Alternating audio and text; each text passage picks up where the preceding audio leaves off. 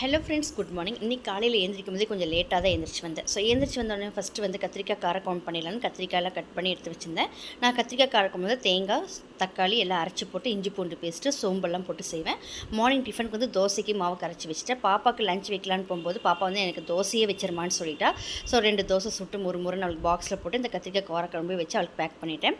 Morning tiffin பார்த்திங்கன்னா பாப்பா தோசையும் நைட் வச்ச முட்டை சட்னி கேட்டால். ஸோ அவளுக்கு ஒரு தோசை போட்டு முட்டை சட்னி வச்சு கொடுத்தேன். சாப்பிட்டு அவள் ஸ்கூலுக்கு கிளம்பிட்டா. பையனுக்கு தோசை போட்டு கொடுத்தா அவன் சாப்பிட்டு உள்ளே படிக்க போயிட்டான். மார்னிங் எல்லாரையும் அனுப்பிட்டு அதுக்கப்புறம் ரொம்ப டயர்ட் ஆகிடுச்சு. ஒரு கிளாஸ் காஃபி போட்டு குடிச்சு அதுக்கப்புறம் வேலையை பார்க்கலான்ட்டு ஒரு கிளாஸ் காஃபி போட்டு குடிச்சிட்டு அப்புறம் கிச்சனை போய் பார்த்தா வேறு லெவல் அழுக்காக இருந்தது. ஸோ என்ன இப்போ நம்ம பண்ணுறது, நம்ம லேடிஸோட வேலை என்னங்க, வேலையெல்லாம் முடிச்சுட்டு ரொட்டீன் வேலையை ஆரம்பிக்க வேண்டியது தான். பசங்களெல்லாம் அனுப்பிட்டு கிச்சன் க்ளீன் பண்ணிட்டு வீடை கூட்டி துடைக்கணும். அதே போல் நான் சோஷியல் வேலையை ஆரம்பிச்சிட்டேன். நாளைக்கு இதே மாதிரி ஒரு சூப்பரான ஷார்ட் வீடியோவில் பார்க்கலாம். தேங்க்ஸ் ஃபார் வாட்சிங். Tata, bye bye.